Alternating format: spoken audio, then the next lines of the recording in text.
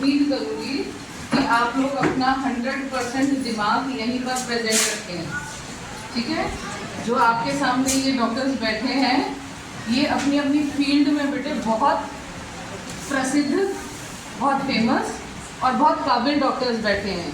आज आपका ये दिन जो है बहुत लकी डे है आपके लिए, क्योंकि ये आपके स्कूल में आए हैं आपको कुछ ऐसी चीज़ों के बारे में बताने के लिए, कुछ डिजीज़ के बारे में बताने के लिए, जिससे कि अगर आप अवेयर होंगे तो आप अपने हेल्थ का बहुत अच्छा ध्यान रख पाएंगे। ठीक है, तो आपने यहाँ पर बैठ के बिल्कुल चुपचाप बड़े ध्यान से इनकी कही हुई सभी बातों को बड़े ध्यान से सुनना है और उसको याद रखना है, और उन चीज़ों को जो ये आपको बताएंगे आज उनको अपनी लाइफ में ध्यान रखते हुए अपनी फैमिली में अपने पेरेंट्स को, अपने भाई बहनों को सबके साथ शेयर करना है, ताकि आपके घर में आप लोग भी तंदुरुस्त रहें और आपकी फैमिली में जितने भी मेंबर्स हैं, क्योंकि जो ये बातें आज आपको बताएंगे वो सबके लिए इम्पॉर्टेंट है, यूज़फुल हैं। तो आप सब उन्हें बड़े ध्यान से सुनेंगे और उनको अपनी लाइफ में इम्प्लीमेंट करेंगे। तो सबसे पहले मैं यहाँ पे आए हुए सभी डॉक्टर्स का स्वागत करना चाहूँगी। ये डॉक्टर्स हैं जो मैं आपको पहले इंट्रोड्यूस करा दूँ इनके साथ आपको बेटे। जो मैम ये बैठे हैं सबसे फर्स्ट, ये हैं डॉक्टर सुनंदा भारद्वाज, और ये भारद्वाज हॉस्पिटल जो आप लोग कुरुक्षेत्र में जाते हैं वहाँ पर आपको अगरसेन चौक पे अच्छा माना हुआ हॉस्पिटल है। मेरे बच्चों ने भी अपनी वैक्सीनेशन जो है डॉक्टर भारद्वाज से कराई, और कई बार मुझे भी अगर कोई लेडीज़ से रिलेटेड कोई इशू हुआ है तो मैंने डॉक्टर साहब से कंसल्ट किया है। तो ये सब अपने जो काम है, ये गायनी है, ये बहुत अपनी फील्ड में बहुत एक्सपर्ट हैं। देन डॉक्टर बिंदु गर्ग, ये कुरुक्षेत्र नर्सिंग होम, आप सबने ये नर्सिंग होम्स के नाम सुने होंगे बेटे, है ना, क्योंकि आप सब यही लोकल रहने वाले बच्चे हैं। डॉक्टर बिंदु गर्ग हैं, ये डेंटिस्ट हैं। आपको पता है आजकल दांतों की कितनी प्रॉब्लम होती है, तो ये भी बहुत अच्छी डॉक्टर हैं। कभी आपको कभी समस्या आए, कोई इसी तरह की डेंटल इशू है तो आप इनके पास जा सकते हैं, कंसल्ट कर सकते हैं। ये कुरुक्षेत्र नर्सिंग होम से हैं। डॉक्टर संध्या मित्तल, ये गायनी है, गायनी जो लेडीज से रिलेटेड इशूज होते हैं उनको डील करते हैं, और इनका हॉस्पिटल है मार्कंडेश्वर हॉस्पिटल। देन डॉक्टर सुमन लता सेठी, ये पीडियाट्रिशियन है जो एक छोटे बच्चों का ट्रीटमेंट करते हैं, ये वो हैं, और ये सेठी नर्सिंग होम से वहाँ के डॉक्टर हैं। ठीक है, और मिसेस सेठी की एक और खास बात है कि ये IMA जैसे हम लोगों की संस्थाएं होती हैं बेटे, तो डॉक्टर्स की भी जो संस्था है जो सारी चीज़ों को रेगुलेट करती हैं डॉक्टर से रिलेटेड इश्यूज को, IMA है, उसकी ये प्रेसिडेंट है आजकल। तो ये देखिए कि ये सारे जो यहाँ बैठे हैं ये कितने काबिल हैं, और अब मेरा बेटा क्योंकि MBBS कर रहा है तो मैं समझ सकती हूँ कि ये सब ने कितनी मेहनत की है, ये कितने इंटेलिजेंट हैं जो ये आज आपके सामने बैठे हैं। इनकी जो एफर्ट है आप सोच भी नहीं सकते कि ये कितने इंटेलिजेंट हैं, इन्होंने अपनी क्षेत्र में कितनी अच्छी पढ़ाई करी है, तब ये इस लेवल पे इस स्तर पर आकर आपके आगे यहाँ बैठे हैं। तो आज आपको वाकई ये मानना चाहिए कि आप बहुत लकी हैं कि आज आप यहाँ बैठे हैं, और इनसे जो भी चीज़ें आपको बताएंगे वो आपको सीखने को सुनने को मिलेंगी। ठीक है, तो मैं मैम से रिक्वेस्ट करूँगी वो अपना जैसा शेड्यूल है प्लीज। इंट्रोडक्शन।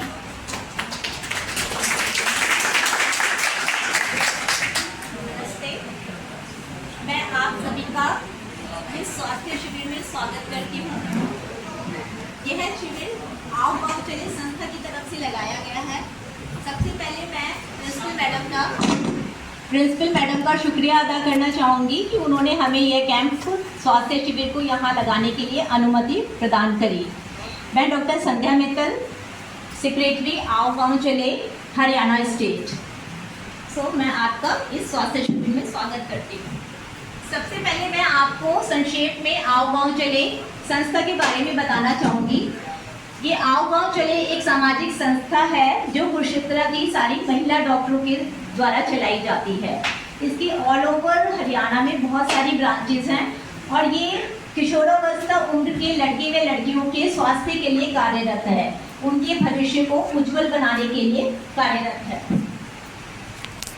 हम इस संस्था को चलाने का श्रेय महिला डॉक्टरों को है जो अपने बिजी शेड्यूल में से समय निकाल के जगह जगह पे स्वास्थ्य शिविर लगाती हैं और बच्चों को स्वास्थ्य संबंधित जानकारी देती हैं।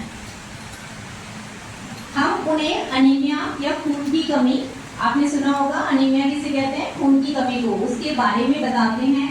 उस समय क्या हमें आहार लेना चाहिए अगर हमारे अंदर खून की कमी है, और उससे क्या क्या कॉम्प्लिकेशंस हो सकते हैं, कैसी हमें डाइट लेनी चाहिए, इस बारे में जानकारी देते हैं। और किस समय हमें डॉक्टर को अप्रोच करना चाहिए अगर हमारे अंदर खून की कमी है। डेंटल और पर्सनल हाइजीन के बारे में, दांतों को ठीक रखना बहुत ज़रूरी है, अपने शरीर को स्वस्थ रखना, उसको कैसे हाइजीनिक रखना है। मेंस्ट्रुअल हाइजीन, लड़कियों के अंदर उनको मेंसेस के समय कैसे अपने शरीर को स्वस्थ रखना है, कैसे क्लीन रखना है, इस बारे में जानकारी देते हैं। संतुलित भोजन के बारे में बताते हैं, उनकी मेंटल कंडीशन से रिलेटेड परेशानियों को दूर करते हैं। सेल्फ डिफेंस के बारे में, लड़कियों को बहुत ज़रूरी है सेल्फ डिफेंस के बारे में बताना आजकल के ज़माने में। योगा और एक्सरसाइज के महत्व को समझाते हैं। बच्चों को इकोनॉमिकली इंडिपेंडेंट बनाना भी हमारा कार्य है, और उन्हें पढ़ाई के लिए जागरूक करना भी हमारा उद्देश्य है। इस उम्र में होने वाली भविष्य में घातक बीमारियां, जैसे कि आपने कैंसर वगैरह का नाम सुना होगा, तो उनसे कैसे बचा जा सकता है, उसका क्या उपाय है, कौन सी वैक्सीन हम यूज़ कर सकते हैं जिससे हम इन घातक बीमारियों से बच सकते हैं।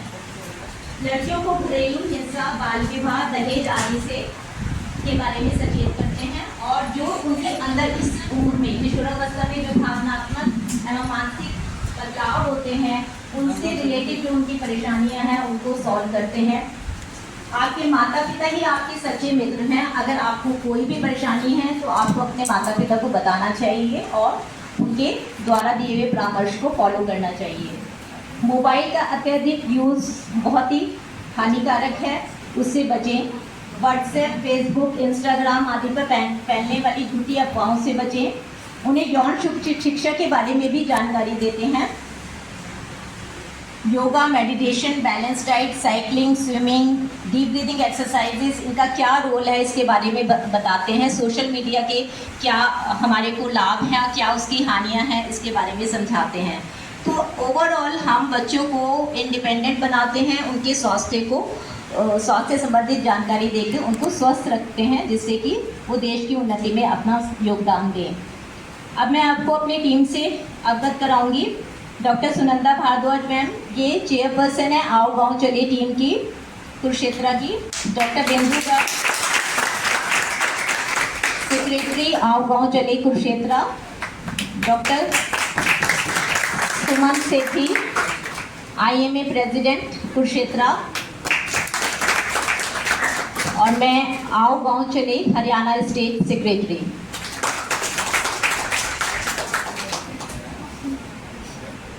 मैं ये सभी आपको अलग अलग विषयों के बारे में बताएंगे। जैसे doctor Sunanda Bhardwaj ma'am basic life support के बारे में सेशन लेंगी और आपको प्रैक्टिकली डेमो करके भी दिखाएंगी। डॉक्टर बिंदु अनीमिया और हाइजीन से रिलेटेड, डेंटल हाइजीन से रिलेटेड जानकारी देंगे। डॉक्टर सुमन सेठी आपको सोशल मीडिया के क्या इम्पैक्ट है एडोलेसेंट एज में, उसके बारे में बताएंगी। मैं आपको बहुत ही इम्पोर्टेंट और अनटच्ड विषय के बारे में बताना चाहती हूँ, वो है बच्चेदानी की मुंह का कैंसर। इंडिया में महिला मृत्यु का पहला कारण ब्रेस्ट कैंसर है और दूसरा प्रमुख कारण है सर्वाइकल कैंसर, बच्चेदानी के मुंह का कैंसर। हर 5 मिनट में एक महिला की मृत्यु इस कैंसर से होती है। सर्वाइकल कैंसर मतलब बच्चेदानी। ये बॉयज बेटे यहाँ जो आप लोग बैठे हैं ना, तो आपने इस टॉपिक को किस तरह समझना है कि आपके घर में मम्मी है, बहनें हैं, ठीक है। आप यहाँ बैठे ये जो टॉपिक सुनेंगे, इसको ये नहीं सोचना ये लड़कियों के बारे में कुछ बता रहे हैं, ये सोचो ये टॉपिक लड़कियों, खाली लड़कियों के लिए है ही नहीं, बिकॉज जो इसकी वैक्सीन है वो लड़कों के लिए भी है, नॉट ओनली लड़कियाँ, लड़के और लड़कियाँ दोनों के लिए। मैं अभी आगे बताऊंगी उसके बारे में आपको। तो आप लोग इसको बड़े पॉजिटिवली सुनेंगे और समझेंगे। ये कोई मजाक का इशू नहीं होता, ये थोड़ा सा आप सबके समझने लायक टॉपिक है, इसीलिए आप लोगों को यहाँ इकट्ठे बिठाया गया है। Thank you. So her 5 minute में एक महिला की मृत्यु सर्वाइकल कैंसर या बच्चेदानी के मुंह के कैंसर से होती है। ये cancer human papilloma virus HPV virus से फैलता है और ये वायरस जो होता है just skin to skin contact से फैलता है, इसलिए इसका main route transmission is sexual transmission. Okay, अब मैं आपको बताऊंगी कि सर्वाइकल कैंसर किन कारणों से होता है। अगर कम उम्र में विवाह हो जाए, जल्दी अर्ली मैरिजेस, अत्यधिक बच्चे, हम 2 या 1 या 2 से ज़्यादा बच्चे जैसे 3, 4, 5 बच्चे अगर ऐसे करते हैं तो उन केसेस के अंदर ये ज़्यादा होता है। एक से अधिक साथी के साथ शारीरिक संपर्क होना, कोई भी हंसने वाली या फिर इसको अदरवाइज देने वाली बात नहीं है, ये सब आप लोग के सबके जीवन में आने वाली है ये स्टेज, इसलिए आप लोग को सबको इसके बारे में पता होना बहुत ज़रूरी है। आगे इसकी जानकारी आपको कोई नहीं देगा, अगर इस समय सुनोगे तो ज़्यादा बेटर होगे। ओके, तो एक से ज़्यादा लोगों के साथ शारीरिक संपर्क होना, ये सारे इसके मुख्य कारण हैं।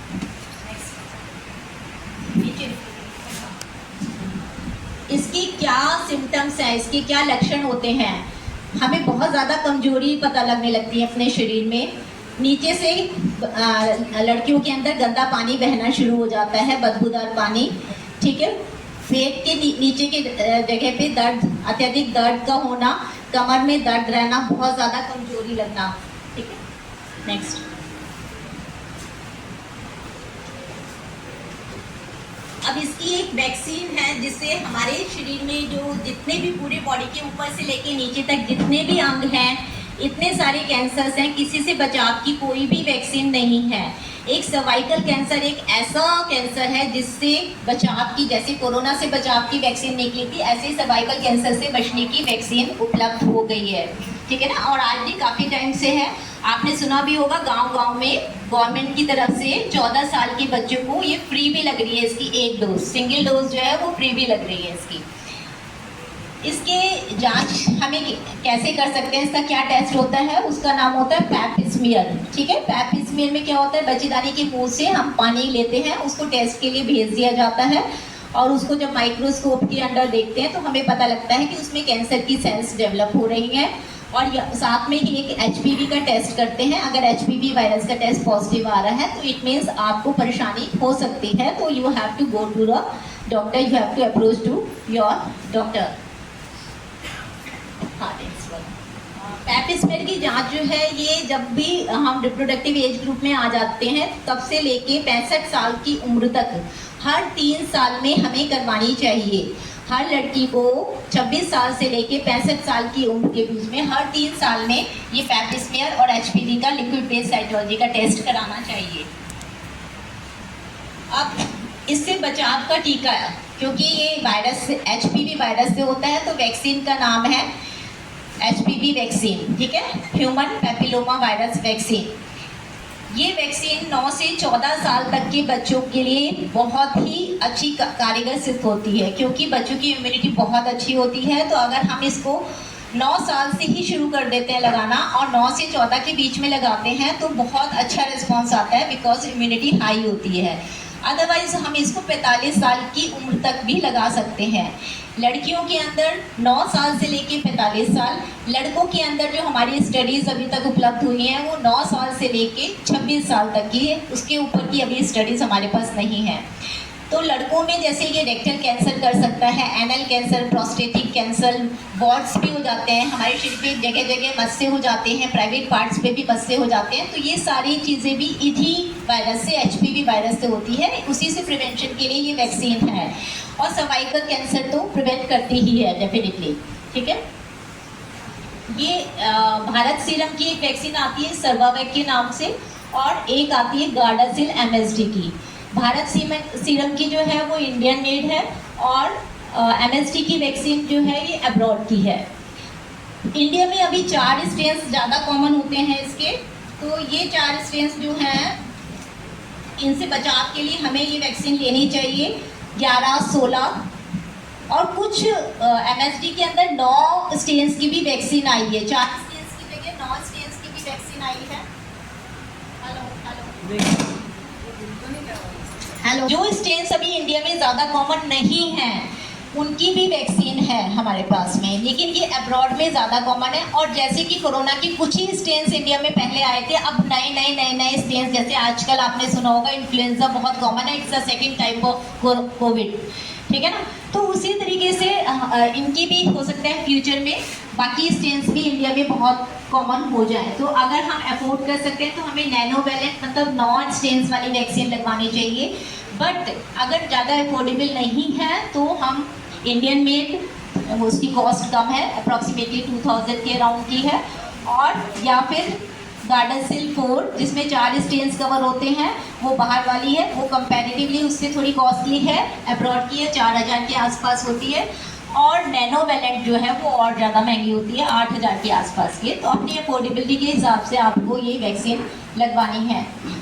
ये वैक्सीन गवर्नमेंट ने अभी 14 साल की लड़कियों के लिए फ्री उपलब्ध कराई हुई है। तो आप अब सभी अपने पेरेंट्स से डिस्कस करके इस एज ग्रुप के बच्चे जाके गवर्नमेंट सेटअप्स में इस वैक्सीन को एटलीस्ट 1 डोज, कुछ भी नहीं लगवाने से तो अच्छा है कि 1 डोज तो लगवाएं, क्योंकि 1 डोज का भी कुछ इफेक्ट तो आएगा ही आएगा, ठीक है ना।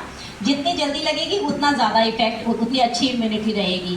तो डोज इसकी कैसी होती है, अगर हम 9 से 14 साल के बीच में लगवाते हैं तो हमें खाली 2 ही डोज चाहिए होती हैं। जैसे एक आज लगवाई है हमने और फिर उसके 6 महीने के बाद में दूसरी डोज लगेगी। लेकिन अगर हम 14 साल के बाद लगवाते हैं इसको तो उसके लिए हमें 3 डोज लगवानी पड़ती हैं। पहली डोज जैसे आज लगी, सेकेंड डोज 2 महीने के बाद में, और तीसरी डोज जो है सेकेंड डोज के 4 महीने के बाद में, मतलब पहली डोज के 6 महीने के बाद में। बड़े ध्यान से सुनना है आपको, क्योंकि आप ही जाके अपने पेरेंट्स को गाइड करोगे इसके बारे में, और जितने ज़्यादा से ज़्यादा बच्चे इसको लगवा सकते हैं उनको लगवानी चाहिए। सिमिलरली लड़कों को भी लगवानी चाहिए, जिससे कि उनको rectal prostatic cancer, anal cancer, इन सब से बच सकते हैं, और जेनाइटल स्किन वॉर्ड्स जो होते हैं फेस पे भी हो जाते हैं, हैंड्स पे हो जाते हैं, इन सब से भी बचा जा सकता है। अब आप सभी मुझे लगता है कि आप सभी को इस बारे में अच्छी जानकारी मिल गई होगी, और अपने पेरेंट्स से जाके डिस्कस करके इस बारे में ज़रूर सलाह करेंगे और वैक्सीन को लगवाएंगे। सभी मेरे साथ बोलेंगे, सर्वाइकल कैंसर को टीके से बचाएंगे, HPV की कहाकरण को जन जन को बताएंगे, महिला और किशोरियों को सबको ये समझाएंगे, इसकी जांच के साथ में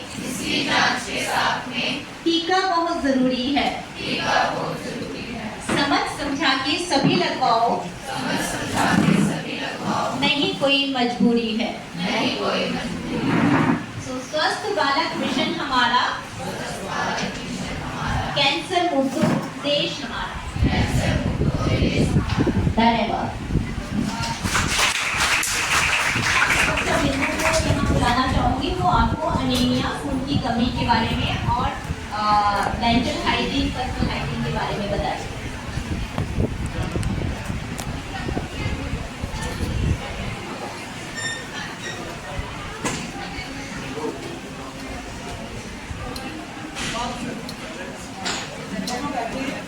हेलो सभी सम्मानित शिक्षकगण, वुमेन मेडिकल विंग के सभी मेरे साथी, सबको मेरा बहुत बहुत नमस्कार, और सभी प्यारे बच्चों को बहुत बहुत आशीर्वाद। अभी आपने डॉक्टर संध्या मित्तल से HPV वैक्सीनेशन के बारे में बहुत उपयोगी जानकारी ली। तो चलो बच्चों, अब हम ऐसी चीज़ों के बारे में बात करते हैं जो हमारी ज़िंदगी का एक ज़रूरी हिस्सा है, जैसे कि हमारा शरीर, हमारी आदतें, हमारा खान पान, और आजकल तो हमारा मोबाइल भी, क्योंकि खाना एक टाइम मिले ना मिले पर मोबाइल बहुत ज़रूरी है, उसके बिना तो दिक्कत हो जाती है। तो मुझे बताया गया है कि जो यहाँ स्टूडेंट्स बैठे हैं वो 11वीं और 12वीं कक्षा के हैं, यानी आप सब इतने बड़े हो गए हैं कि आप अपने हेल्थ के बारे में खुद डिसीजंस ले सकते हैं। तो चलो एक बात मुझे बताइए, क्या हमारी हेल्थ एक दिन में बन जाती है और क्या एक दिन में बिगड़ जाती है? तो ना तो सेहत एक दिन में बनती है और ना ही एक दिन में बिगड़ती है। सेहत बिगड़ती है हमारी रोज़मर्रा की छोटी छोटी गलत आदतों से। जरा आप सोचें कि हमारे पास अच्छे कपड़े हैं, बढ़िया मोबाइल है, बहुत सारे दोस्त हैं, पर हमारी सेहत ही ठीक नहीं, तो इन चीज़ों का क्या फ़ायदा? क्या हम इंजॉय कर सकेंगे इन चीज़ों को? नहीं ना। तो सबसे अच्छी बात यह है कि स्वस्थ रहने के लिए हमें कोई बहुत मुश्किल काम नहीं करना पड़ता। हमारी रोज़ की कुछ छोटी छोटी अच्छी आदतें ही हमें स्वस्थ और मजबूत बना सकती हैं। तो चलो अब हम देखते हैं कि डेली लाइफ में कौन से बदलाव करके हम खुद को हेल्दी एंड हैप्पियर बना सकते हैं। तो सबसे पहला मंत्र है सही भोजन। हेल्दी रहने की शुरुआत सबसे पहले हमारे खाने की प्लेट से होती है। ठीक है, ये बात है, क्योंकि खाना हमें सिर्फ पेट भरने के लिए नहीं खाना चाहिए। खाना हमारे शरीर को क्या देता है? पहले नंबर पे एनर्जी। क्या देता है? एनर्जी। हाँ। दूसरा मजबूती, हमारे शरीर को स्ट्रॉन्ग बनाता है। तीसरा ग्रोथ, हमारे शरीर की वृद्धि अच्छी हो उसके लिए अच्छा भोजन जरूरी है। और बीमारियों से चौथा, बीमारियों से लड़ने की क्षमता प्रदान करता है। तो एनर्जी के लिए हमें क्या खाना चाहिए? Carbohydrates and fats. शरीर की growth and wear tier and repair के लिए हमें क्या चाहिए अपनी डाइट में? प्रोटीन्स। बीमारियों से लड़ने की ताकत के लिए क्या चाहिए? Minerals, vitamins and micronutrients. और पाचन को बेहतर रखने के लिए और कब्ज से बचने के लिए हमारी डाइट में फाइबर का होना ज़रूरी है। अब हम देखते हैं कि ये चीज़ें हमारी डाइट में हमें कहाँ से मिलेंगी। कार्बोहाइड्रेट कहाँ से मिलते हैं? बता सकता कोई बच्चा? ये हमें मिलते हैं रोटी, चावल, आटे और सूजी और चावल से बनी चीज़ें जैसे ओट्स, पोहा, उपमा आदि से। और प्रोटीन के लिए हमें अपने भोजन में क्या शामिल करना चाहिए? चने, दालें, राजमा, सोयाबीन, पनीर, दूध या दूध से बनी चीज़ें, ड्राई फ्रूट्स जैसे बादाम, पिस्ता आदि। और फाइबर हमें कहाँ से मिलेगा? फाइबर बहुत ज़रूरी है हमारी डाइट में। फल, सब्जियाँ, सलाद शामिल करें अपनी डाइट में, जिसमें खीरा, गाजर, मूली, तर आदि। एक आसान सा रूल है, फल का जूस पीने के बजाय पूरा फल खाएं। उसमें फल के विटामिन्स, न्यूट्रिएंट्स भी मिलेंगे और फाइबर भी मिलेगा। और मिनरल्स और विटामिन्स हमें कहाँ से मिलेंगे? विटामिन ए के लिए पीले रंग की फल सब्जियाँ जैसे गाजर, पपीता, आम, शकरकंदी, ये सब कुछ। विटामिन सी के लिए आंवला, नींबू, संतरा। कैल्शियम क्या करता है? हमारी हड्डियों और दांतों को मजबूत बनाता है। तो इसके ये कहाँ से मिलता है हमें? हमारी डाइट में हम शामिल करें दूध, दही, पनीर और दूध से बनी सारी चीज़ें। विटामिन डी भी बहुत ज़रूरी है, ये दूध से और मिल्क प्रोडक्ट्स से हमें प्राप्त होता है।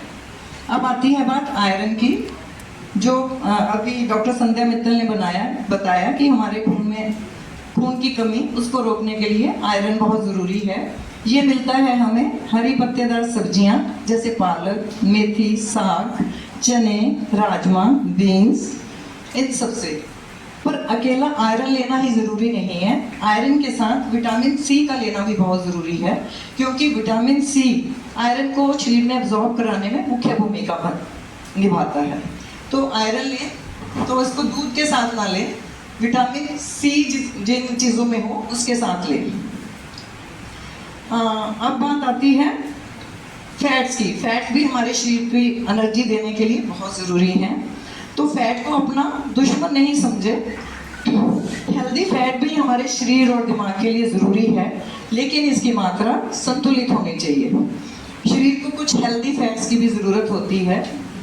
यहाँ से नट्स से आगे जो हमें नट्स जैसे बादाम, पिस्ता, मूंगफली के दाने, दूध, दही और कुछ कुकिंग ऑयल्स जैसे सरसों का तेल, मूंगफली का तेल, इन सब से मिल सकता है।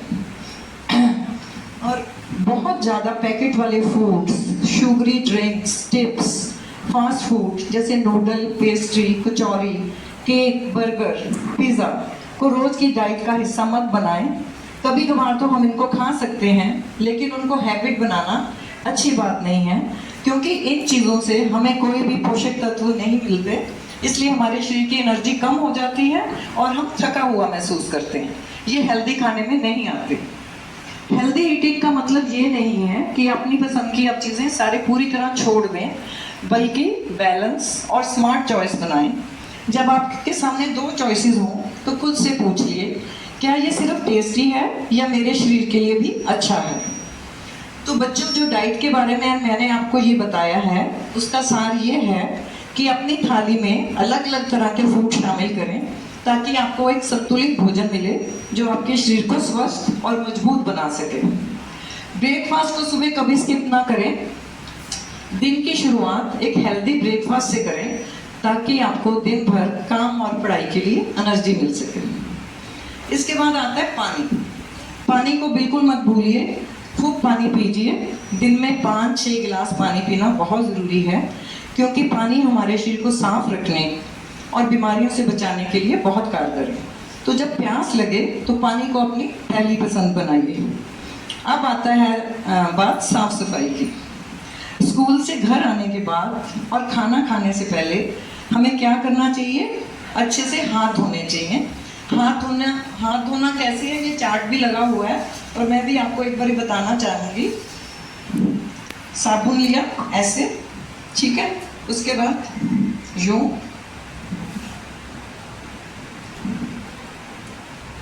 नाखूनों को और गले, ठीक है। हाथ बहुत अच्छे से धोएं। ये चार्ट भी है, इससे भी आप दोबारा इससे सीख सकते हैं कि कैसे, मैंने भी आपको बता दिया है। और हमारे हाथों पर ऐसे जर्म्स होते हैं जिन्हें हम देख नहीं सकते, इसलिए साबुन से हाथ धोना बहुत ज़रूरी है। इसके अलावा रोज़ नहाना, साफ कपड़े पहनना, नाखून छोटे रखने चाहिए, क्योंकि हमारे नाखूनों के अंदर गंदगी और कीटाणु जमा हो जाते हैं जो हमें बीमार कर देते हैं। टॉयलेट जाने के बाद हाथ अच्छे से धोएं। खांसते और छींकते समय मुंह और नाक को ढकना चाहिए, तो ताकि जो लोग हमारे साथ बैठे हैं, खांसते और छींकते वक्त जो कीटाणु बाहर आते हैं वो उनसे इन्फेक्ट मत हो। बालों और स्कैल्प की सफाई भी रखें, और अपनी पर्सनल चीज़ें जैसे टॉवल, टूथब्रश और कंघी दूसरों के साथ शेयर मत करें। और एक छोटी सी बात याद रखें कि साफ सफाई हमारी रोज़ की आदत होनी चाहिए, सिर्फ बीमारी के समय नहीं। अब आता है हमारे दांतों की देखभाल। तो बच्चों, अच्छी मुस्कान सबको अच्छी लगती है, तो इसके लिए हमें क्या करना चाहिए? हमें अपने दांतों की अच्छी केयर करनी होगी। तो मुझे बताएंगे बच्चे कि हमें दिन में कितनी बारी ब्रश करना चाहिए? कोई बताएगा? 2 बारी। और किस किस टाइम? कोई बताएगा खड़े होकर कब करना चाहिए? हाँ जी,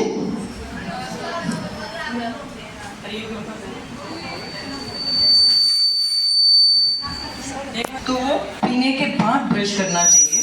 उसके बाद हमारा मुंह साफ होगा।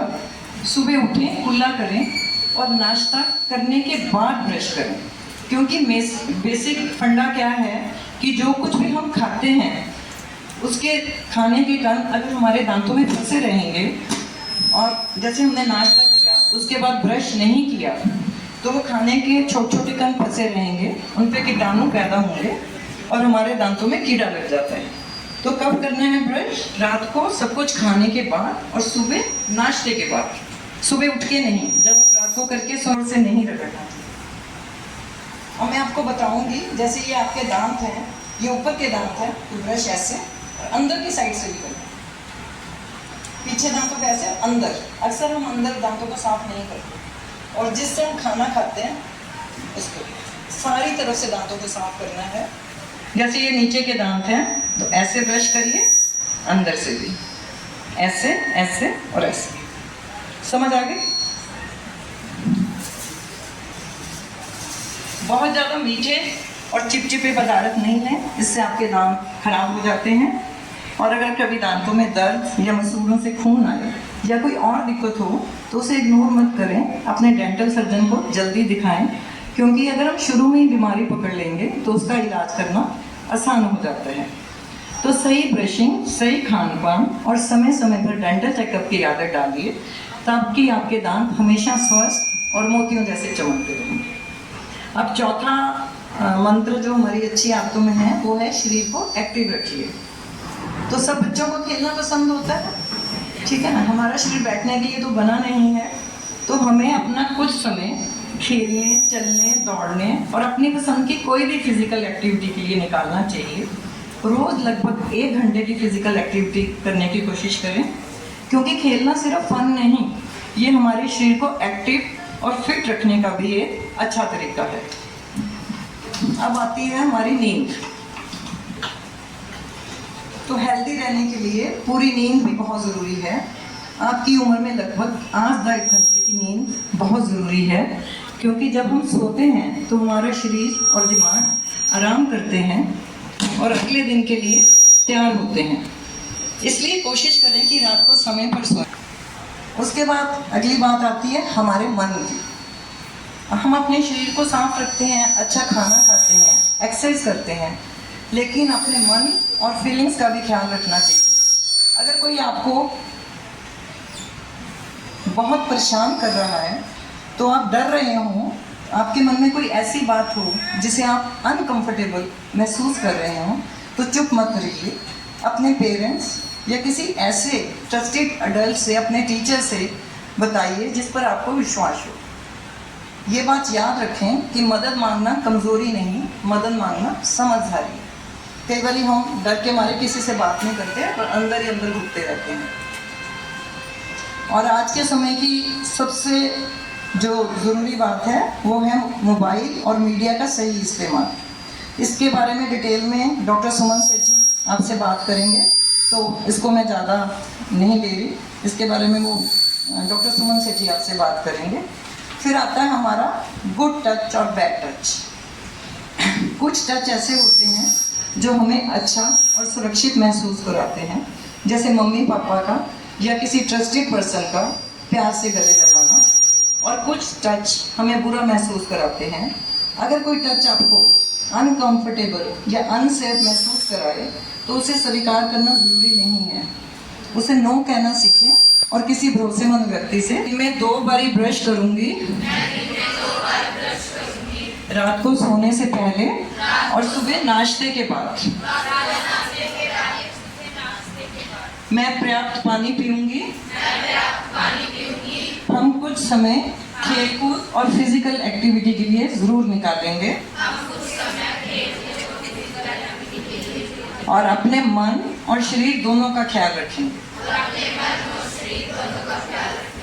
तो स्वस्थ शरीर, स्वस्थ मन और खुशहाल जीवन। Thank you. अब डॉक्टर सुमन सेठी आ रही हैं आपको सबसे हॉट टॉपिक मोबाइल और मीडिया का यूज।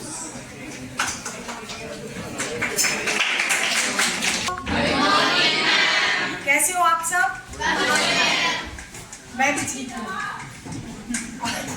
आज का ये सेशन मुझे लगता है आपको पसंद आने वाला है।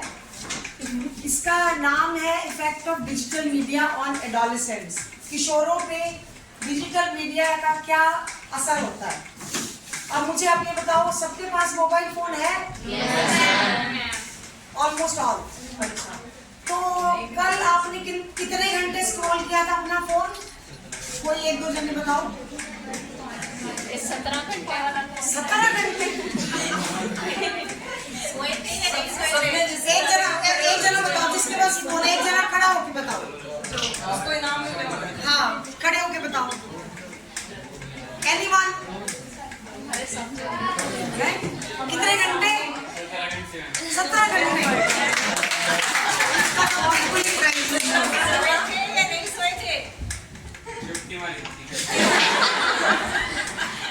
और इससे ज्यादा।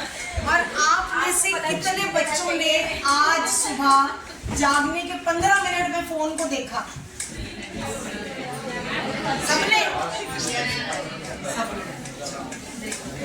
आप में से कितने बच्चे इंस्टाग्राम, यूट्यूब तो खोलते तो है सिर्फ 5 मिनट देखने के लिए। जब वो स्क्रॉल करने लगते हैं तो उनको लगता है ओह घंटा बीत गया। ऐसा होता है आप सबके साथ? कोई बात नहीं, सबके साथ होता है, बहुत सारों के साथ होता है, हमारे साथ भी होता है। लेकिन ये चीज जो ये आप स्क्रॉलिंग करते हो उसके ऊपर आपका टाइम पता ही नहीं चलता। ये हम नहीं कहते कि वेस्ट ऑफ टाइम है, लेकिन आपको अपना टाइम उस हिसाब से बांटना है। स्कूल के टाइम पे, पढ़ाई के टाइम पे आपने उस हिसाब से अपना टाइम डिवोट करना है।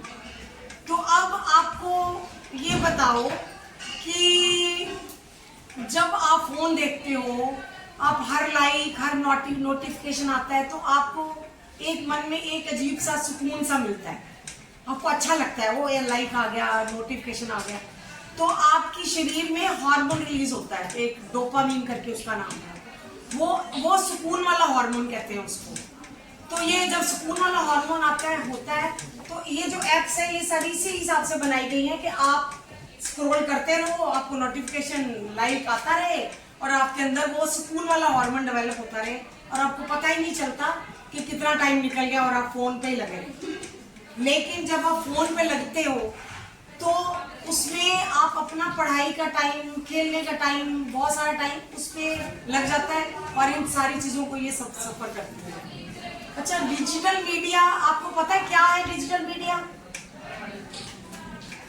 एनीवन? डिजिटल मीडिया क्या है? पता होगा सबको? जिसको पता है बताओ खड़े होके। डिजिटल मीडिया, जब आपके फोन है, स्मार्टफोन होंगे सबके पास, तो फिर आपको डिजिटल मीडिया के नाम पता है? Digital media, social media, YouTube पता है? व्हाट्सएप, फेसबुक, अब तो चैट जीपीटी भी पता होगा। लड़कों की आवाज नहीं आ रही, लड़के यूज नहीं कर रहे मोबाइल के? ऑनलाइन गेम्स भी खेलते होंगे आप लोग, सब लोग खेलते हैं। और लेकिन इन सब चीजों के अलावा एजुकेशनल वेबसाइट्स भी हैं, कभी उनको भी आपने देखा है? Yes ma'am.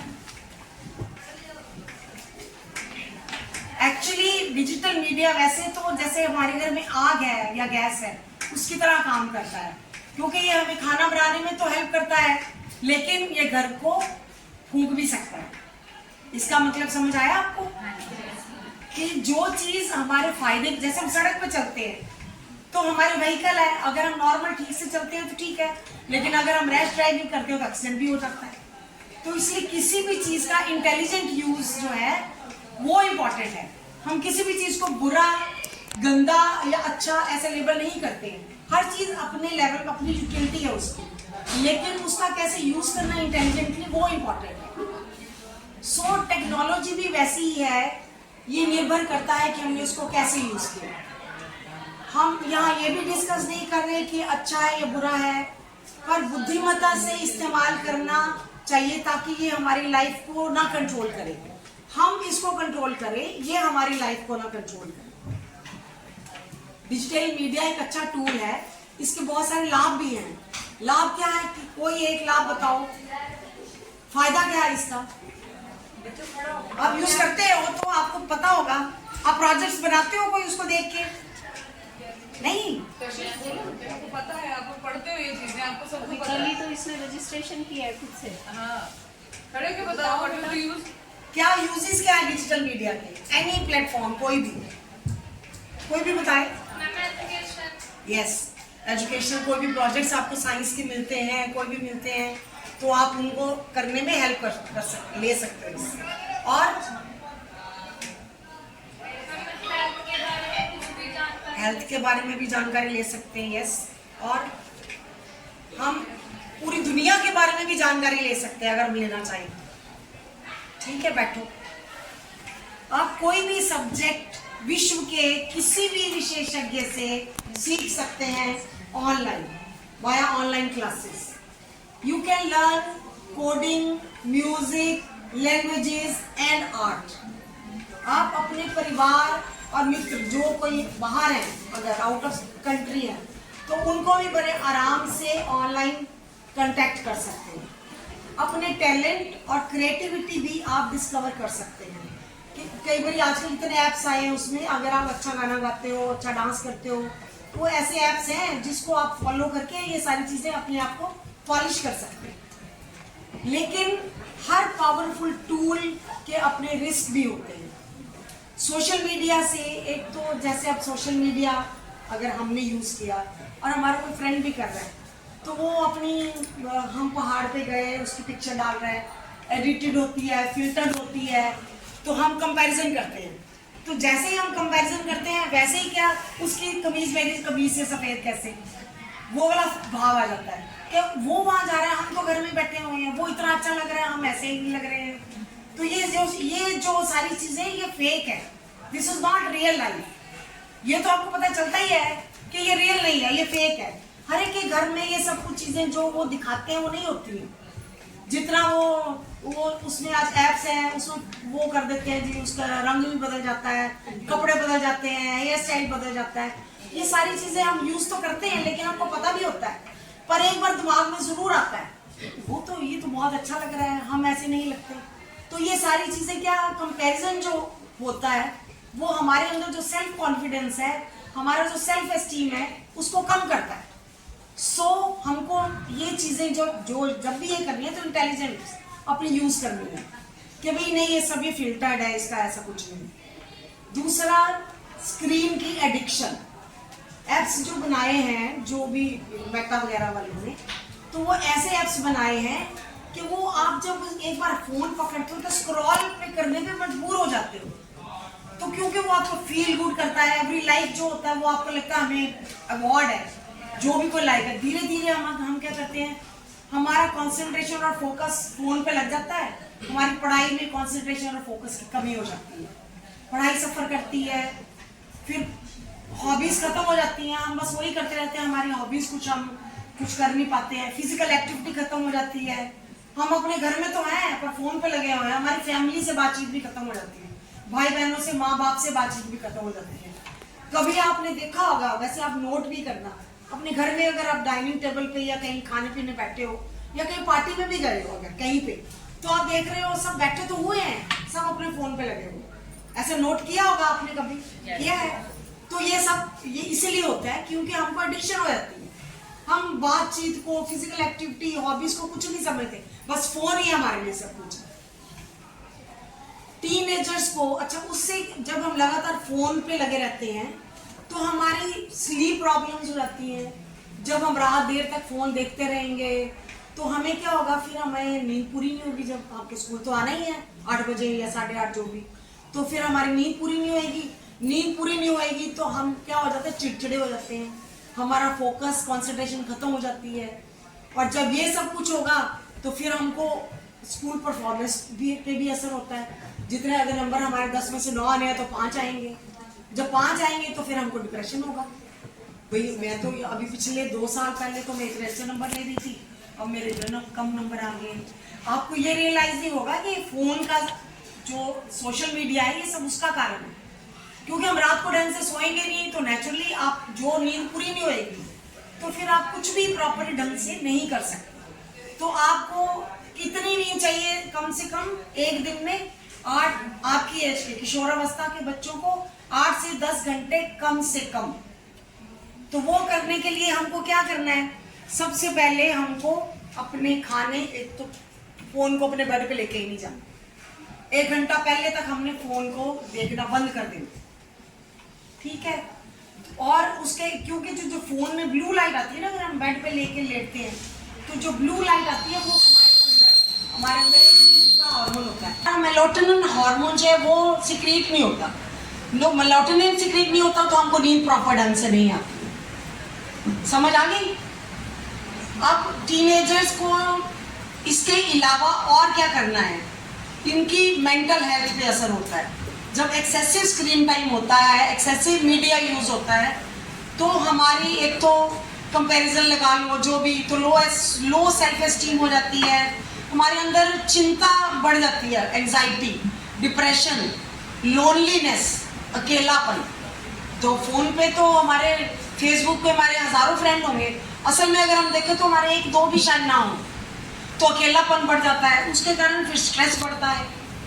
तो इसका मतलब क्या होता है, excess of everything is bad. Balance use करो तो सब ठीक है, अगर एक्सेस करोगे तो वो तो बुरा है ही है। आपने साइबर बुलिंग का नाम सुना है? साइबर बुलिंग क्या होती है? बुलिंग क्या होती है पता है? बुलिंग जैसे स्कूल में कोई बच्चे दादा टाइप होते हैं, वो कोई अगर वो दादा टाइप बच्चे हैं तो वो छोटे बच्चों को, वीक बच्चों को, उनको वो चिढ़ाते हैं, उनको बुलिंग बोलते हैं। पहले जमाने में जब हम छोटे थे तब तो बुलिंग होती थी, स्कूल में हो गया, घर आया बच्चा, वो बुलिंग खत्म हो गई। लेकिन अब क्या होता है, अब साइबर बुलिंग है, साइबर बुलिंग, स्टॉकिंग। घर भी आ गया बच्चा तो उसके फोन पे गंदे गंदे मैसेज आएंगे, गंदी गंदी फोटो भी आ सकती हैं, उसकी पर्सनल इंफॉर्मेशन शेयर करने वाला जो भी कोई होगा वो करेंगे। इसलिए ये जो अपनी पर्सनल इंफॉर्मेशन आपने किसी भी अनजान व्यक्ति जो ऑनलाइन है उससे शेयर नहीं करनी, अपनी पर्सनल फोटोग्राफ्स शेयर नहीं करनी। तो सबसे पहले क्या है, आपको कुछ भी पोस्ट करने से पहले थिंक बड़ा वाला है। टी मैंने क्या, इज इट ट्रू? हम पहले सोचें कि जो हम पोस्ट करने लगे हैं वो अफवाही तो नहीं है, क्या ये सच है? एच हेल्पफुल, क्या ये हेल्पफुल है? अगर किसी ने देखा तो क्या उसके लिए हेल्पफुल है? आई मैंने इंस्पायरिंग, क्या ये किसी को इंस्पायर करेगा कोई अच्छा काम करने के लिए? एन नेसेसरी, क्या ये नेसेसरी है अगले को पता लगना या मुझे पोस्ट करना? और के इज इट काइंड, क्या ये मैं पोस्ट करूंगा किसी के बारे में तो ये काइंड है, अगले को बुरा तो नहीं लगेगा? तो हम पोस्ट करने से पहले ये सारी चीजें अगर सोचेंगे तो हम कुछ भी ऐसा वैसा पोस्ट नहीं करेंगे। और आपको मालूम है, एक जो भी हम पोस्ट करते हैं वो डिलीट कभी भी नहीं होता, वो हमारा डिजिटल फुटप्रिंट हमेशा के लिए रह जाता है। आपको डिजिटल फुटप्रिंट मालूम है, नाम सुना है कभी? सुना है, फेक होती हैं, अफवाहें होती हैं, इस करके हमको वो सारी जो पोस्ट आती है हमको उनको सच नहीं समझ लेना। आपको सोचना है कि ये सच लगती है तो शेयर करें, या सच नहीं लगती तो शेयर हमको नहीं करनी चाहिए। और आपको डिजिटल मीडिया स्ट्रॉन्ग कैसे बना सकता है, जो फायदे उसके हैं, एक learn the language, build an app, आप ऐप भी बना सकते हो, अगर कोई भी इंटेलिजेंट बच्चे हैं तो ऐप भी बना सकते हो। Learn art and paint, read a book, improve fitness, practice music and dance, prepare for competition exams and science projects. Your phone can become your teacher if used properly. So golden rules of healthy digital use क्या है? पहले पढ़ाई, फिर entertainment. खाने के समय phone को dinner dining table के ऊपर नहीं लेके जाना, या खाने के समय फोन को यूज नहीं करना। सोने से 1 घंटा पहले नो फोन, और अपने बेड पे फोन रखना भी नहीं है। Exercise daily for 60 minutes, yoga हो, साइकिलिंग हो, स्विमिंग हो, फिजिकल एक्टिविटी हो, भागना दौड़ना हो, कुछ भी खेलना हो। Screen time maximum 2 hours, not more than 2 hours at any cost. TV हमने देखना है तो उसका रूल है 20-20-20। अगर 20 मिनट टीवी देखा तो 20 मिनट्स के लिए देखे, 20 मिनट टीवी देखे, 20 फुट की दूरी पे देखे, और उसके बाद 20 सेकंड के लिए अपनी आंखें झपकाएं, क्योंकि जब हम लगातार देखते रहते हैं तो हमारी आंखें ड्राई हो जाती हैं, आंखों पे भी असर पड़ता है। इसलिए ये 20-20 रूल याद रखना है।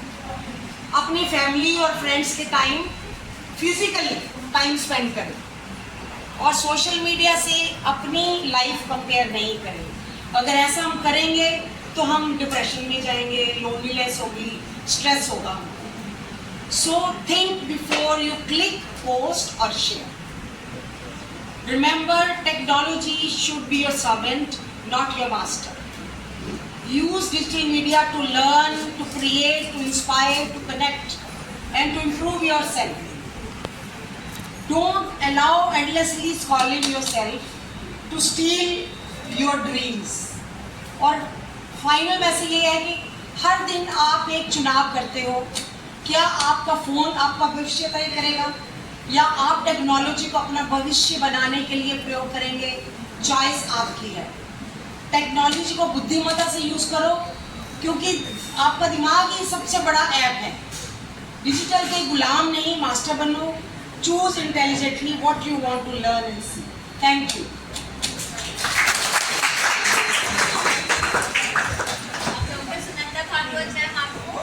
बेसिक लाइफ सपोर्ट के बारे में भी बताएंगे, और इसकी डेमो भी कराएंगे, हैंड्स ऑन ट्रेनिंग भी कराएंगे। बच्चे आगे जब जाएंगे तो आगे आप कर सकते हो अपने हाथ से कि कैसे अगर किसी को इमरजेंसी पड़ती है तो हमें अपनी लाइफ को कैसे बचाना है।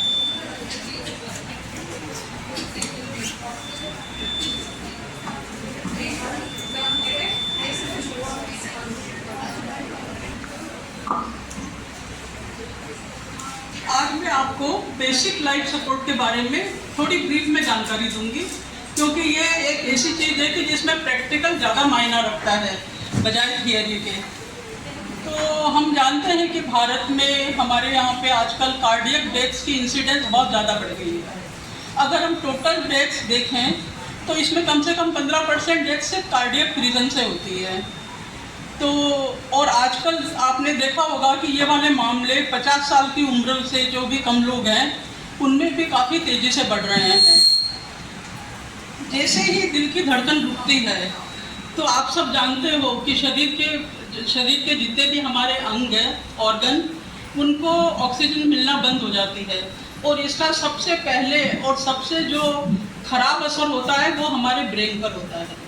अगर 10 सेकंड के लिए ऑक्सीजन सप्लाई रुक जाती है तो आपको चक्कर आ जाएंगे, 1 मिनट में आप बेहोश हो जाओगे, और 3 से 6 मिनट बाद तो जो ये हमारी ब्रेन की कोशिकाएं होती है, ब्रेन सेल्स होते हैं, इनमें डैमेज हो जाता है और फिर परमानेंट डैमेज, कोमा, डेथ, ये सारी चीज़ें हो सकती है।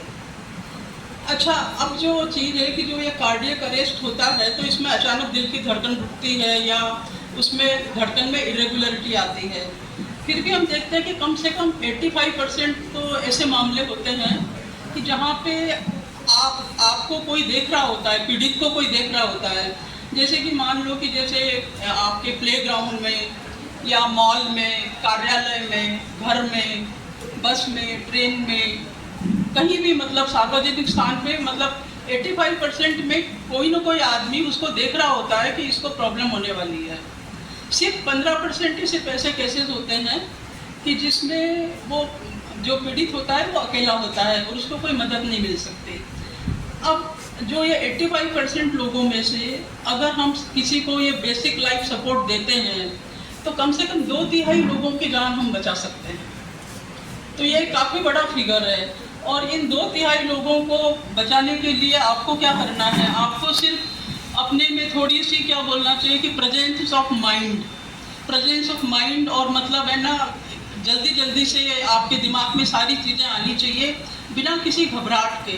कई बार हम है ना पैनिक खुद ही हो जाते हैं कि अरे ये हो गया, अब मैं क्या करूं, अब ये हो गया, अब मैं क्या करूं। तो ये सारी चीज़ों को दूर रख के और थोड़ी स्टेबल माइंड से, दिमाग को सजग रख के आप किसी भी पीड़ित इंसान की मदद कर सकते हो। तो इसी के संदर्भ में आजकल क्या है कि जो 10 वर्ष से ऊपर के जो भी बच्चे हैं या 10 वर्ष के ऊपर वालों को हम कहते हैं कि उनको बेसिक लाइफ सपोर्ट के बारे में थोड़ी जानकारी होनी चाहिए। तो बेसिक लाइफ सपोर्ट है बुनियादी जीवन रक्षा प्रणाली। अब BLS क्या है? अब आप सोचोगे कि मतलब हम कोई बेहोश हो गया, ये हो गया, हमारे पास तो कोई डिग्री नहीं है, क्वालिफिकेशन नहीं है, स्पेशलाइजेशन नहीं है, कोई इक्विपमेंट नहीं है, हम क्या करेंगे? तो ये है ही इसका डेफिनेशन ही यही है कि बिना किसी मेडिकल इक्विपमेंट के, बिना किसी क्वालिफिकेशन के, बिना किसी स्पेशलिस्ट की प्रेजेंस के आप किसी पीड़ित की अपनी सूझबूझ से जो मदद करते हो वो ही मतलब BSL है, बेसिक लाइफ सपोर्ट। इसके 7 चरण है। जैसे डॉक्टर्स ABCD, तो डॉक्टर्स में हम आता है D देखते हैं, डेंजर। अब जैसे ही आपने मान लो कि आप देख रहे हो कि आप कहीं पे हो और आपने देखा कि गार्डन में वो आदमी मतलब वो वॉक कर रहा है, वॉक करते करते वो उसको जैसे चक्कर आने जैसा हुआ या वो गिरने को हुआ, ठीक है, एक तो चीज़ आप ऐसी देख सकते हो। दूसरा ये देखते हो कि वो आदमी बेहोश हुआ पड़ा है। तो ये चीज़ जैसे ही आप देखेंगे तो हम सबसे पहले देखेंगे कि कोई आसपास डेंजर तो नहीं है। डेंजर में आता है कि जैसे ये आदमी सड़क पे भी हो सकता है जहाँ ट्रैफिक होता है, आसपास आग लगी हो सकती है, बिजली के तार हो सकते हैं, और भी कोई ऐसी चीज़ हो सकती है कि जिसमें क्या कि आप अपने आप को और पीड़ित को दोनों को खतरे में डाल सकते हैं। तो इसलिए सबसे पहले हमने डेंजर देखना है कि आसपास कोई डेंजर तो नहीं है। उस जगह से पीड़ित को आपको थोड़ी सुरक्षित जगह पे शिफ्ट करना है। सुरक्षित जगह पे उसको सीधा सपाट ज़मीन पर लिटाते हैं। इसके बाद हम देखेंगे कि रिस्पॉन्स, R फॉर रिस्पॉन्स, कि उसमें कोई रिस्पॉन्स आ रहा है या नहीं है। तो इसके लिए क्या करना है कि अब हम जानते तो है नहीं उसको कि कौन है ये, तो हम उसके कंधे थपथपाएंगे। जैसे ना कंधे थपथपाएंगे और ज़ोर से बोलेंगे, आप ठीक हो, आप ठीक हो। अगर कोई रिस्पॉन्स आता है तो उसको हम क्या करेंगे, अगर रिस्पॉन्स आता है तो हम उसको थोड़ा करवट दिला के और रिकवरी पोजीशन में लिटा देते हैं कि जिससे कि बेहोशी की वजह से या उसके उल्टी या कुछ आती है तो उसके सांस की नली में ना जाए, तो उसको रिकवरी पोजीशन में हम लिटा देंगे। एक तो ये वाली चीज़ हो गई। और सेम टाइम हम हेल्पलाइन पे कॉल करेंगे ताकि मतलब उसको उसको एम्बुलेंस आ जाए और उसको किसी मतलब जगह पे कहीं पे भेज सकते हैं। जब तक कोई नहीं आता है तब तक हम उसकी निगरानी करेंगे, ये हमारी मतलब ड्यूटी बन जाती है। अब नेक्स्ट ये है कि आपने ये सब किया पर है ना आपको कोई रिस्पॉन्स नहीं मिला। अब रिस्पॉन्स नहीं मिला तो अब आपको मतलब है ना शाउट मतलब आप चिल्लाएंगे कि मैं जोर से चिल्लाऊंगी कि कोई है कोई मदद के लिए आओ।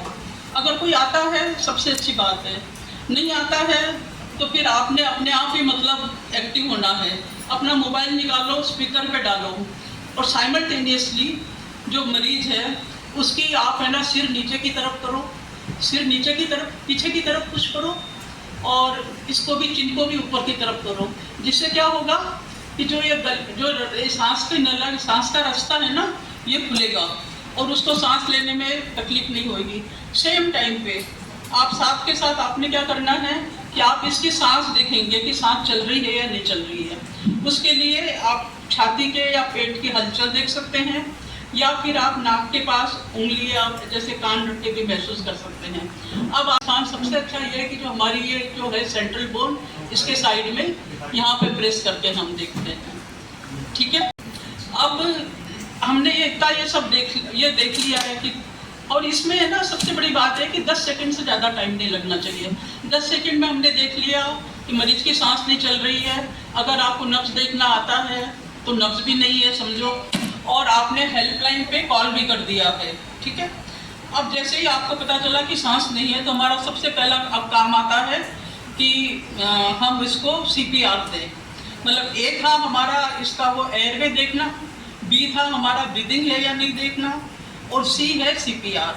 तो CPR के लिए हम सबसे पहले क्या करेंगे, जैसे CPR आप खड़ा कर दो इस तरह से।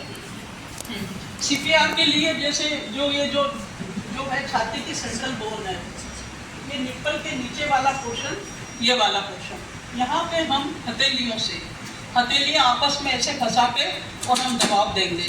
और ये दबाव इतना होना चाहिए कि ये 5 सेंटीमीटर अंदर चला जाए। ठीक है, जो ये चीज़ है ना 5 सेंटीमीटर अंदर चली जाए। दबाव आपको कंटिन्यूस भी नहीं रखना है, बीच में रिलैक्स भी करना है ताकि मतलब ये वापस ऊपर भी आ जाए। इसके बाद ये जो इसकी जो रेट होएगी ना, गति स्पीड, ये होती है कम से कम 100 से 120 प्रति मिनट। ठीक है, तो 100 से 120 प्रति मिनट ये वाली गति रखनी है।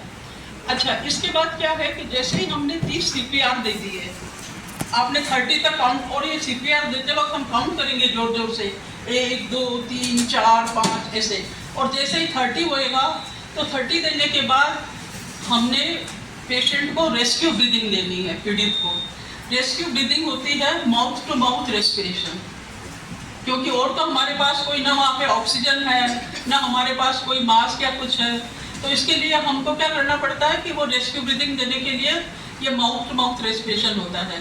तो इसमें क्या करेंगे हम, अगर आपके पास रुमाल, अगर मास्क है तब तो सबसे अच्छी बात है, और अगर मास्क नहीं है तो हम क्या करेंगे, गॉज, कोई भी गॉज पीस या अपना हैंकी लेके इसके पीड़ित के मुंह पे डालेंगे। ठीक है, पीड़ित के मुंह पे डालेंगे, इसकी नाक बंद करेंगे। नाक बंद करने के बाद चिन्ह को नीचे की तरफ करेंगे तो मुंह खुलेगा। फिर आपको ऐसे पहले गहरी सांस लो, फिर उसके बाद इसमें फूंक मारो। जब आप फूंक मारेंगे तो इसकी छाती की हलचल होनी चाहिए। ठीक है, हाँ, और 2 बार फूंक मारनी है। तो ऐसे हमको ये वाला साइकिल रखना है, जैसे 30 कंप्रेशन, जैसे कंप्रेशन जैसे ये ऐसे होएगा 1 2 3 4 5 6 ऐसे। मैं 30 तक बोलूँगी, 30 होते ही मैं फटाफट यहाँ आ गई और फिर वो रेस्क्यू ब्रीदिंग होगी। अगर मेरे पास कोई हेल्पर है और उसको थोड़ी बहुत जानकारी है तो वो हेल्पर रेस्क्यू ब्रीदिंग दे सकता है। ठीक है, अब हमने मतलब ऐसे 5 साइकिल पूरे कर लिए हैं। जैसे 5 बार मतलब 5 बार मैंने ये दबा भी दिया, 5 बार मैंने ये भी कर दिया। इसके बाद मैं वापस फटाफट चेक करूँगी कि सांस आई है क्या या नब्ज है। अगर सांस या नब्ज आई है तो ठीक है, हम इसको रेस्क्यू पोजीशन में मतलब इसको रिकवरी पोजीशन में लिटा देंगे और इसको मतलब वॉच करेंगे, निगरानी रखेंगे कि कोई प्रॉब्लम तो नहीं होती, या जब तक कि मतलब आप इसको मतलब ना अटेंड करने के लिए कोई क्वालिफाइड पर्सन या एम्बुलेंस या कुछ नहीं आता है, ठीक है, तब तक हमने ऐसे करना है। अच्छा, अगर ये कोई चीज़ कुछ भी नहीं आया केस में, अब इस केस में क्या करना है, ये हम कंटिन्यू करेंगे, मतलब 30 बार कंप्रेशन 2 बार सांस, 30 बार कंप्रेशन 2 बार सांस, और हर बार 5 साइकिल कंप्लीट होने के बाद रेस्पिरेशन के लिए इसके लिए चेक करते रहना है। ऐसा है ना, कई बार मतलब 35 से 40 मिनट तक भी करना पड़ सकता है, जब तक कि कोई हेल्प नहीं आ जाती। इसके बाद जैसे कुरुक्षेत्र में तो क्या सिर्फ हॉस्पिटल में अवेलेबल है, बाकी बड़े शहरों में आजकल स्कूलों में भी और मॉल में, सिनेमा हॉल में, और जो होते हैं ना सार्वजनिक जो भी मतलब ये होते हैं, उन सब जगह पे है ना AED नाम की मशीन रखी हुई होती है।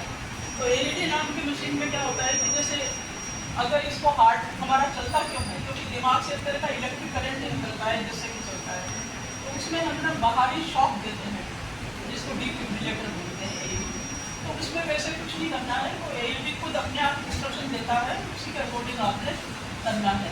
तो ये सारी चीज़ें आपने करनी है, और ये करते वक्त मतलब कई बार क्या होता है कि अपन पैनिक नहीं होना है, घबराना नहीं है, और प्रेजेंस ऑफ माइंड रखनी है, और एक ये वाला डर भी मन में नहीं होना चाहिए कि हम अगर इसके हाथ लगाएंगे या इसको मैं इसके लिए इन्फॉर्म करूँगा या करूँगी तो फिर मुझे ना पुलिस के पास जाना पड़ेगा, वहाँ मेरी फिटनेस दवाई देनी पड़ेगी, मुझे कोर्ट के चक्कर काटने पड़ेंगे। तो आजकल वो सब चीज़ों से भी मतलब वो हो गया है कि ऐसा आप जो भी इन्फॉर्मर होगा या जो भी मददगार होगा उस पर कोई किसी तरह की कानूनी कार्रवाई नहीं होगी। ये वाली सारी चीज़ें हो गई है। अब आप कहोगे कि ऐसा क्यों नहीं किया कि जैसे ही आपने पीड़ित देखा, मैं बोलूँ कि जल्दी एक भाई काट लो और मैं कार में उसको रख दूँ और हम मतलब इसको हॉस्पिटल ले गए। ऐसा करते ही नहीं करना। ऐसा इसलिए नहीं करना है कि जब भी हम किसी भी जगह पहुँचेंगे उस टाइम तक कितना टाइम लग जाएगा, 30 मिनट 40 मिनट्स किसी भी हॉस्पिटल में या नॉर्मल कार को या ऑटो को पहुँचने में टाइम लगेगा। एम्बुलेंस को तो फिर भी लोग रास्ता दे देते हैं, कार वार को तो कोई रास्ता नहीं देता है ना। तो इसलिए वो वाली गलती नहीं करनी है। आपको प्राइमरी वहीं में हेल्प करनी है, ये बहुत ज़रूरी है कि प्राइमरी जो उसको एड मिलनी चाहिए वो वहीं पे उसी जगह पे मिलनी चाहिए। इसके बाद आप है ना इनको मतलब जैसे एम्बुलेंस आ जाए या कोई क्वालिफाइड पर्सन आ जाए या कोई आ जाए, उस टाइम आपसे ये करना है, ठीक है।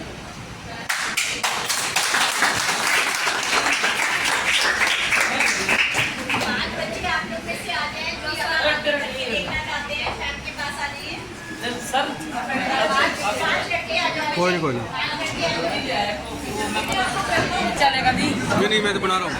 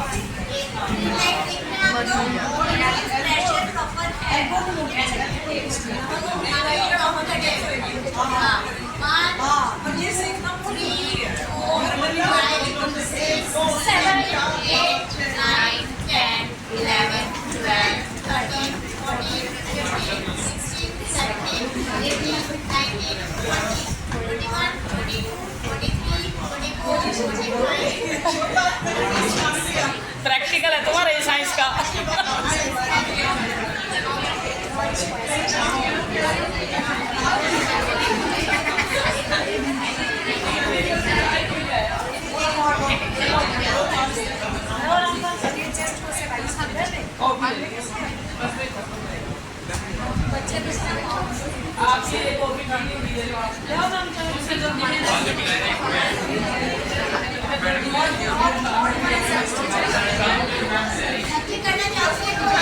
बच्चे कोई करना चाहता हो आ जाओ।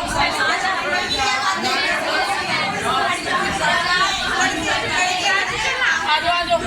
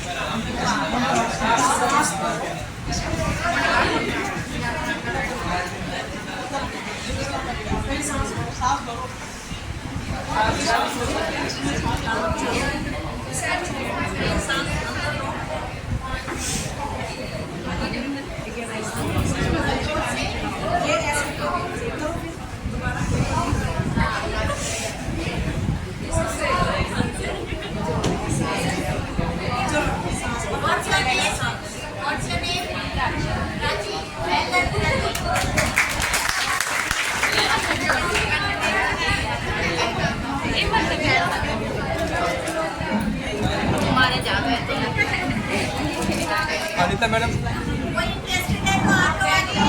17 घंटे वाला बच्चे ने दे दिया अपने को।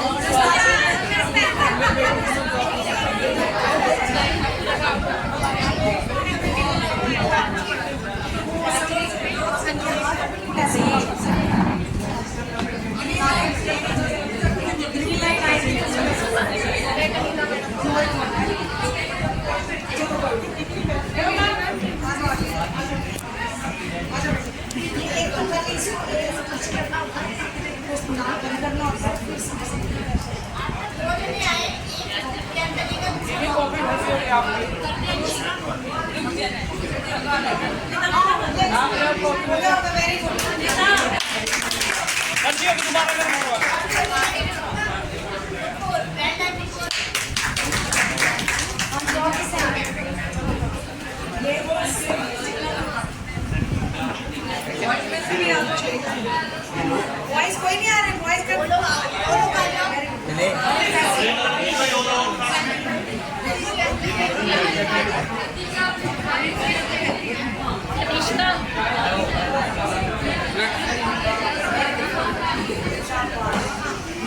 कनिष्का आजा बेटा साथ में। भाई तमीज़ की तबीयत तेरा नाम नहीं पता मुझे। जैस्मिन, क्या नाम है? जैस्मिन। और सिद्धू आ जाओ उसके साथ। थप्पड़ नहीं मारते हैं, को मारा नहीं हुआ तो छोड़ दिया ना।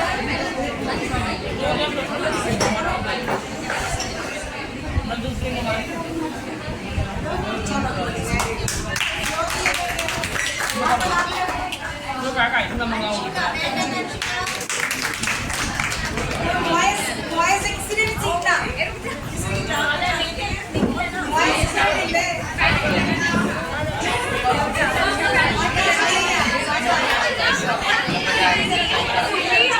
क्या सीखना